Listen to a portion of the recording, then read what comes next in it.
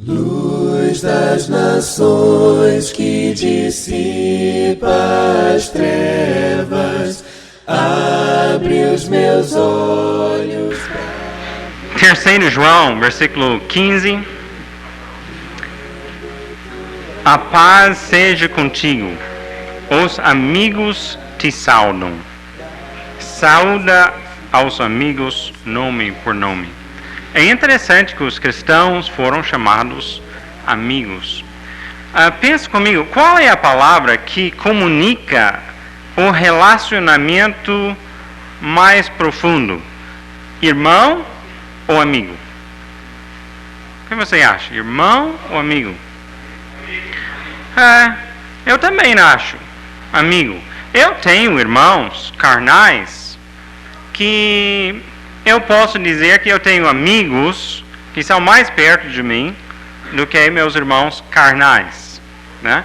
E nós podemos até dizer que nós temos milhares, milhões de irmãos na igreja, mas dentro desses irmãos na igreja também temos alguns amigos. Falando sobre relacionamentos.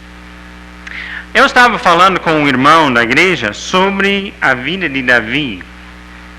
E a pergunta que ele fez para mim foi: será que Davi morreu feliz? Não, eu estava tentando lembrar sobre a vida de Davi, como que era. Lembramos sobre Salomão, que talvez não morreu tão feliz, né? Morreu como idólatra, mas lembramos que na velhice de Davi ele também tinha um corpo que não podia se esquentar, e até casou com uma moça para ajudar essa situação, né? Então, evidentemente, ele ficou muito tempo na cama, gelado, não sei como que era. Mas pensamos que morreu, descansou no Senhor. É isso que nós pensamos sobre Davi. E esse irmão falou para mim, pensando sobre tudo isso, que ele achou que também Davi deve ter alcançado a perfeição espiritual antes de morrer, porque nos seus dias finais ele não podia nem sair da cama, portanto ele não poderia para se revelar a nós. Então nós temos que conhecer a palavra. Em conhecer essa palavra, conhecemos a palavra, que é o Jesus. E em conhecer Jesus, conhecemos Deus. Que Jesus veio para revelar nosso Pai. Você pode usar uma grande variedade de métodos, mas não há substituto para a leitura bíblica diária e estudo profundo da palavra. Você pode ensinar os princípios que você gostaria de ensinar. Você pode orar por uma fé muito grande na sua vida, mas se você não estudar a palavra, não tiver contato diário com a palavra, eu acredito que esta oração não vai ser respondida. Além desta autodisciplina de conhecer diariamente a palavra dele, de estudá-la profundamente, uma das melhores maneiras de manter contato com a palavra é para se envolver em evangelismo. Quando eu estou ensinando uma outra pessoa o evangelho, eu tenho a oportunidade, mais uma vez, de entender, de estudar, de confirmar de novo esta palavra e de ver nos olhos do outro o ânimo de receber pela primeira vez esta palavra, e eu me lembro minha reação em recebê-la. E mais uma confirmação da fé. Cada vez que nós ensinamos, que contamos o evangelho, nossa fé cresce e nosso crescimento espiritual se aprofunda. Quando não estamos ensinando pessoas o evangelho, eu acredito que nosso próprio crescimento espiritual vai diminuir. Temos que evangelizar, temos que ensinar. Em ensinar, a preparação é obrigatória. Perguntas surgem, sentimos a responsabilidade de procurar as respostas. O professor sempre aprende mais do que o aluno. Então, nós tentamos conhecer Deus através da palavra dele, através do ensino, de evangelismo, para que esta palavra possa ser internalizada. Mas quando conhecemos Deus, nós também acabamos nos conhecendo. E não gostamos daquilo que conhecemos. O segundo passo, então, para crescimento espiritual é confessar os nossos pecados.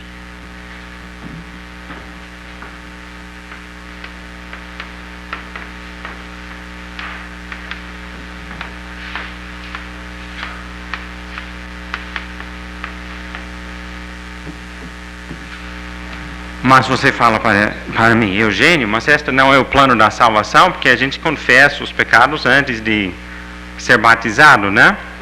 Mas acontece que João estava falando para cristãos quando ele falou sobre confissão dos pecados. Logicamente, começamos antes de tornar-se cristão, mas o processo de confissão é um processo que continue durante a vida. Davi sentiu na carne as consequências do pecado não confessado. A mão do Senhor pesava diariamente sobre ele, dia e noite. Salmo 32. Gostaria de ler este salmo e ver como ela aplica em nossa vida. Salmo 32.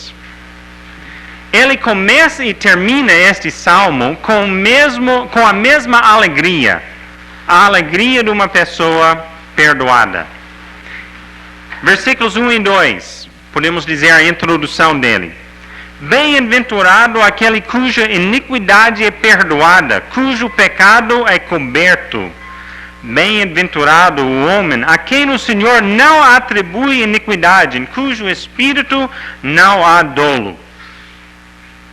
E agora, a segunda parte deste salmo é como ele sentia antes de confessar o pecado dele. Podemos pensar no estado do pecador que não confessou. Enquanto calei os meus pecados, envelheceram os meus ossos, pelos meus constantes gemidos todo dia, porque a tua mão pesava dia e noite sobre mim, o meu vigor se tornou em sequidão de estio. Você tem experimentado isso na sua vida? Eu tenho, né? Talvez sua reação física é diferente do que minha. Mas quando a gente tem um pecado na vida que não é confessada, que não é resolvida, come o estômago, né? Pode causar úlceras, pode causar pressão alta, pode causar conflito em outros relacionamentos que você tem, pode surgir em erupções na pele, pode surgir em muitas maneiras, mostrando fisicamente as consequências do pecado. Davi sentiu na carne o pecado dele. Mas, terceira secção deste salmo, é como ele resolveu a situação dele. Versículos 5 a 7. Confessei-te o meu pecado e a minha iniquidade não mais ocultei. Disse, confessarei ao Senhor as minhas transgressões, e tu perdoaste a iniquidade do meu pecado. Sendo assim, todo homem piedoso te fará súplicas em tempo de poder encontrar-te. Com efeito, quando transbordarem muitas águas, não o atingirão. Tu és o meu esconderijo. Tu me preservas da tribulação e me cercas de alegres cantos de livramento. Está vendo o que ele está falando aqui? Ele confessou e ele recebeu perdão. E depois ele dá um conselho, né?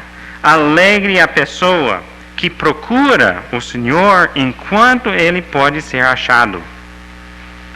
Todo homem piedoso te fará súplicas em tempo de poder encontrar-te. Quer dizer, pode chegar um tempo que não podemos mais encontrar o Senhor. Ele não vai mais estar disponível para nós. Feliz o homem que encontra Ele no momento certo. Em tempo de poder encontrar-te com efeito, quando transbordem, muitas águas não o atingirão. Quando vier o dilúvio de problemas em nossa vida, quando nós temos nosso relacionamento acertado com Deus, o dilúvio não vai nos afogar.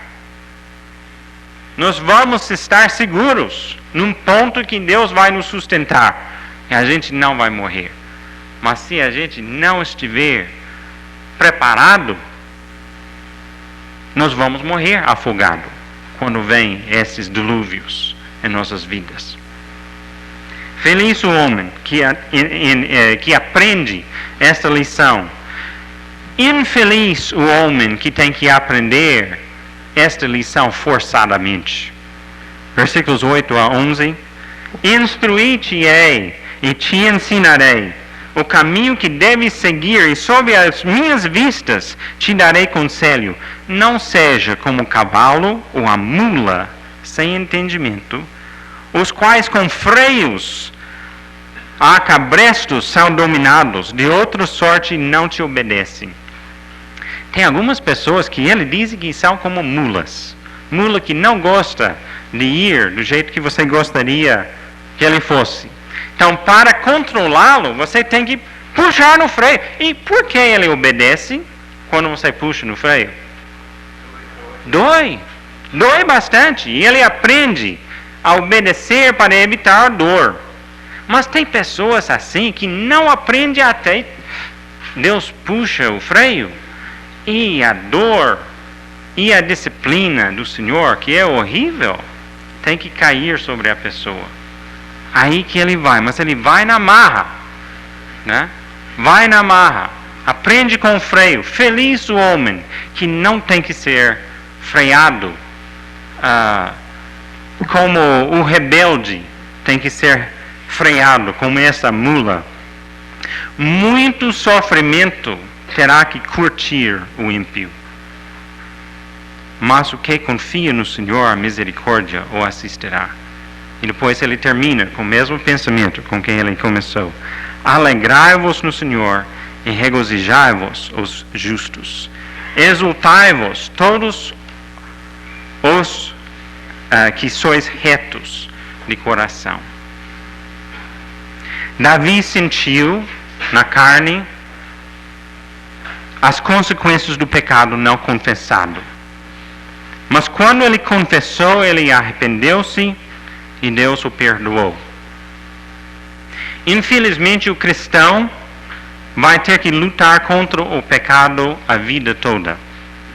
João disse que o cristão que disse que não tem pecado está enganado e é mentiroso. Se confessarmos os nossos pecados, Ele é fiel e justo para nos perdoar os pecados e nos purificar de toda injustiça. Para crescermos espiritualmente, para sermos amigos de Deus, precisamos conhecê-lo através da palavra dele, e em conhecer Deus nós também descobrimos nossa própria pecaminosidade e nós temos que confessar aqueles pecados diante dele. Feliz os que choram. Choram no sentido de entender quem nós somos diante do Senhor, não diante dos outros, né? Que não é uma comparação entre minha vida e sua, mas uma comparação entre nós, e Deus revela nossa imperfeição. E admitimos nossa imperfeição, confessamos nossos pecados, para que possamos receber o perdão de Deus. E este é o terceiro passo, que é celebrar nosso perdão. Celebrar o perdão.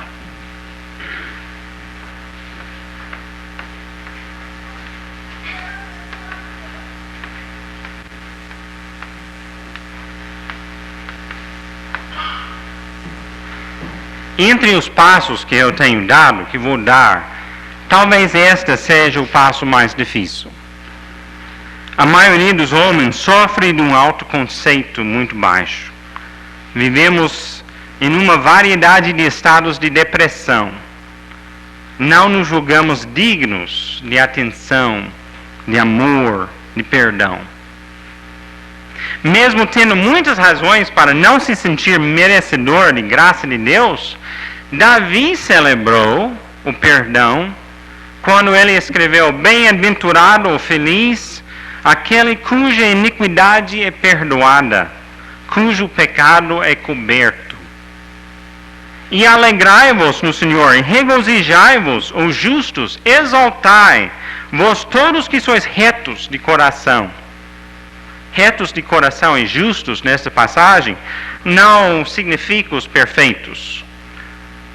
Significa os pecadores perdoados, retificados, justificados, aperfeiçoados por Deus. O perdão de Deus é uma grande promessa e um grande alívio para o cristão. Quando comparecemos diante do tribunal final, não vamos ter que olhar em um vídeo nossa vida e todos os pecados que nós cometemos. Se fosse assim, nós íamos temer aquele dia. Aqueles pecados que nós temos cometido, como cristão fiel, confessando os pecados, então aqueles pecados são perdoados, são esquecidos. E as únicas palavras que nós vamos ouvir de Jesus vão ser palavras de elogio e de conforto naquele dia. Não vamos ter que nos esconder dele quando ele voltar. Pelo contrário, o cristão vai querer esconder nele. Não vamos esconder dele, mas vamos esconder nele, porque ele é nosso esconderijo. Será um dia muito feliz. Não vamos correr para as cavernas. Vamos correr para Jesus, porque nós sabemos que nele nós temos conforto, nele temos esperança, nele temos felicidade. Enquanto esperamos por aquele dia, celebramos nosso perdão pela fé no sangue redentor de Jesus. Cantemos com Davi os alegres cantos de livramento. Todavia, para celebrar aquilo que começa nesta vida, nós temos que perseverar na fé. E nesta perseverança, nós temos que caminhar com Jesus. Caminhar com Jesus.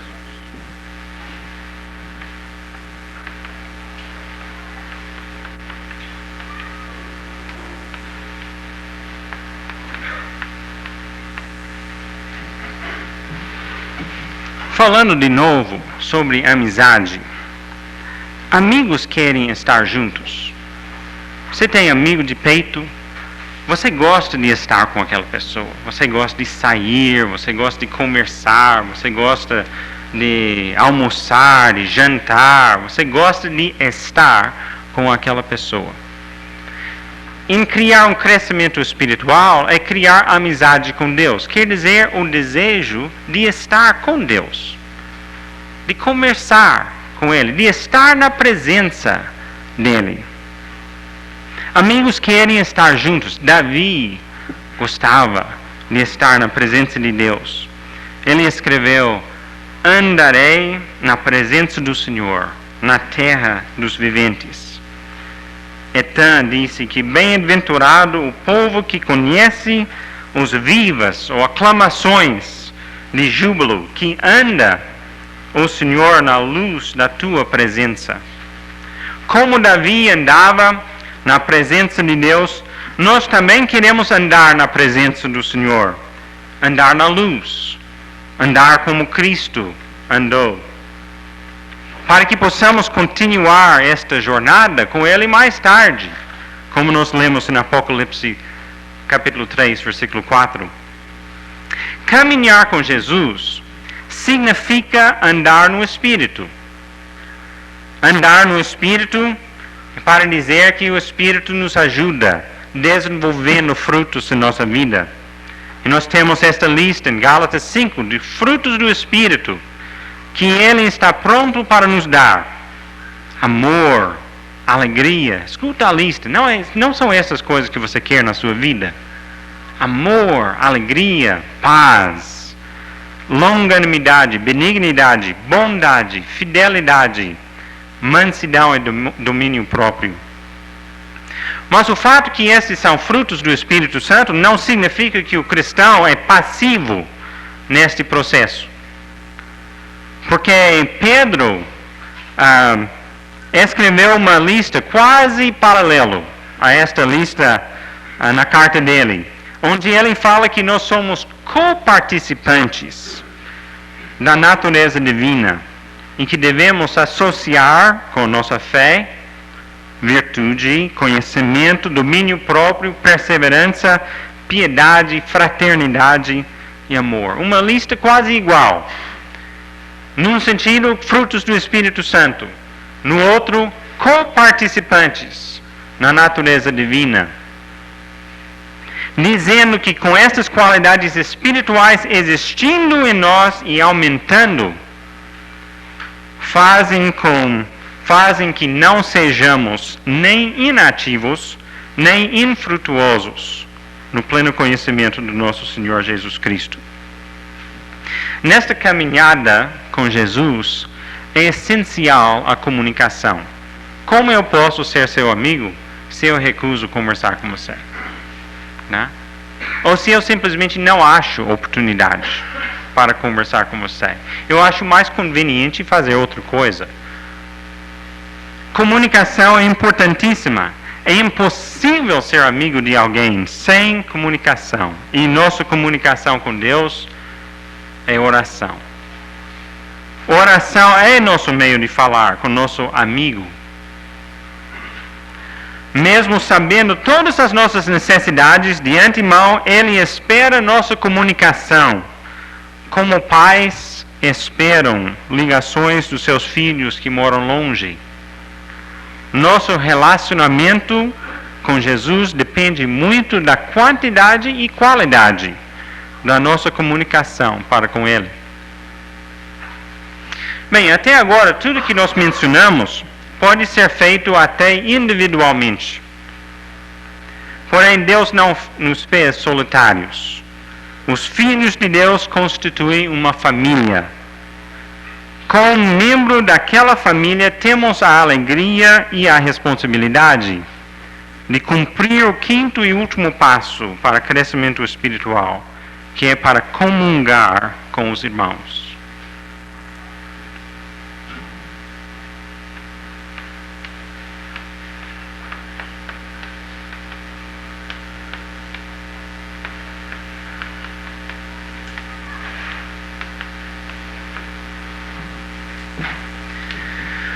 Alguns acham difíceis para participar nas assembleias.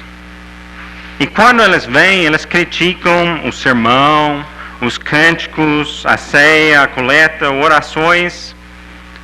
Outros acham os cultos sem graça, como se fosse um show para ser avaliado pela uma audiência. Gostaria que os irmãos escutem bem este princípio. Não há desculpa para assembleias mal planejadas ou mal executadas.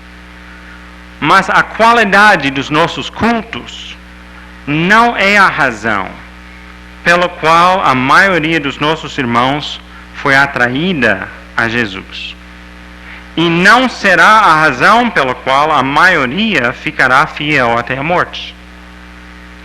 Você pensa sobre sua própria conversão.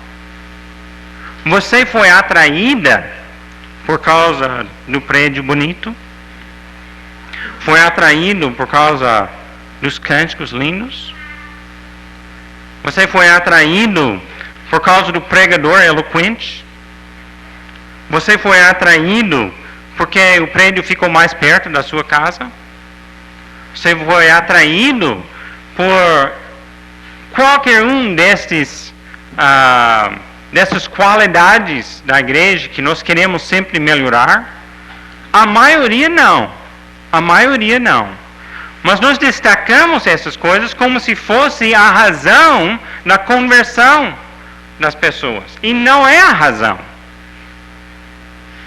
Nós podemos e devemos tentar melhorar em todas essas áreas.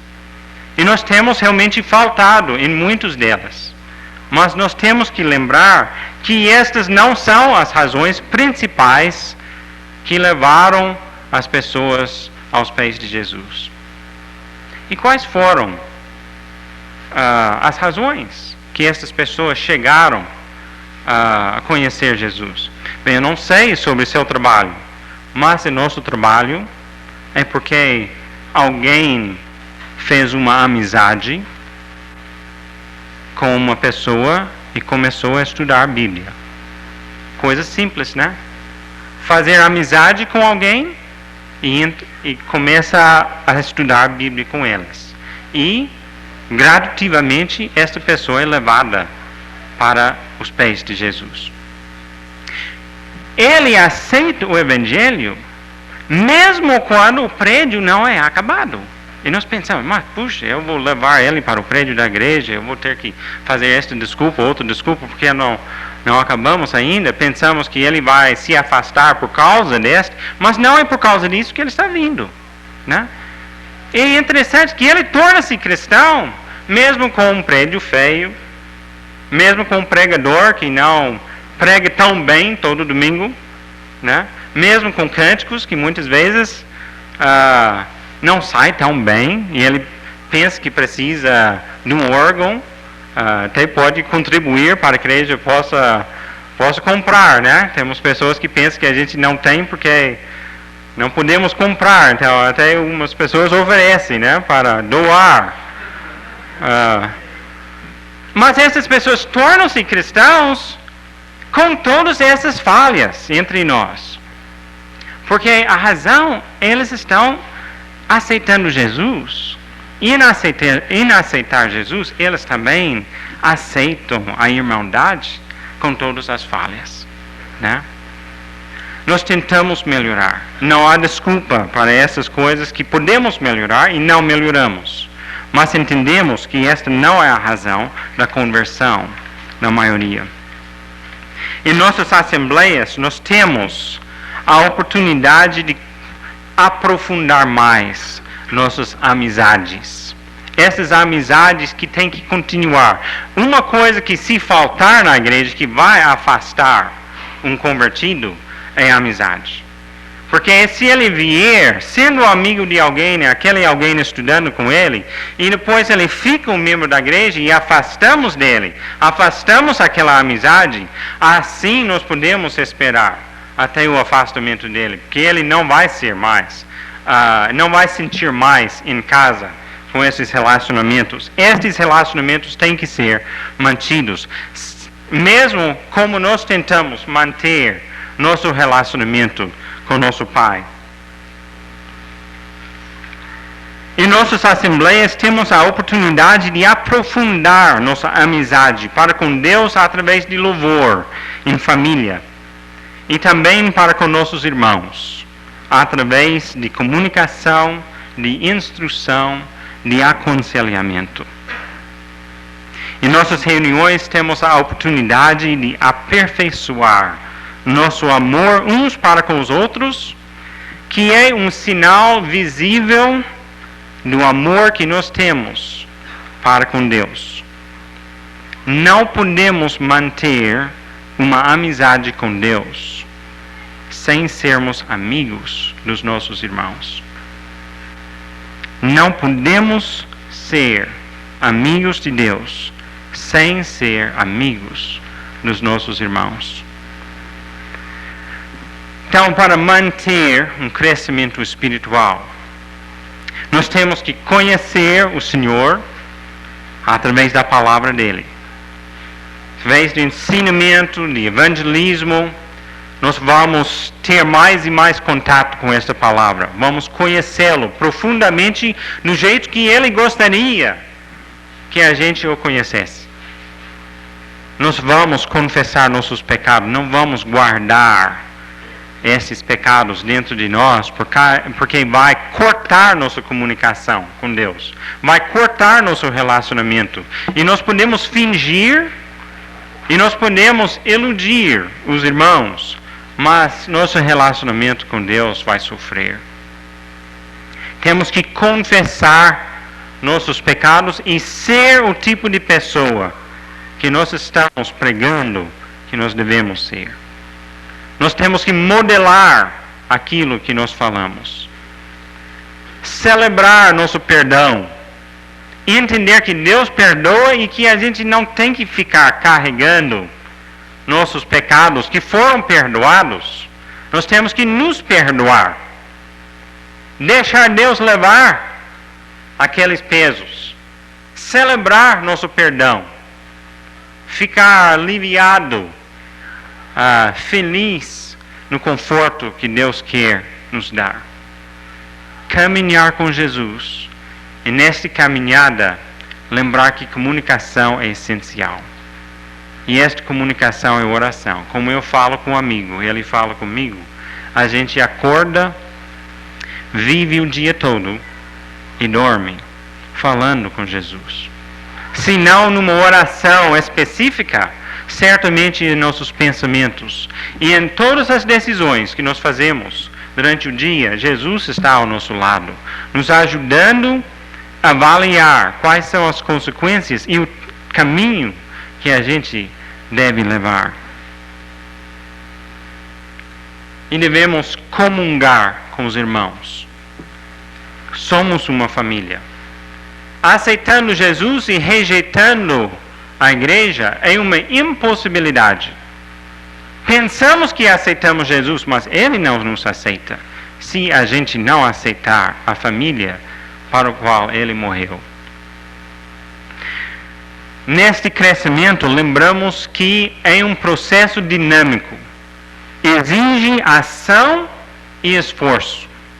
O processo de crescimento deve ser sempre em movimento.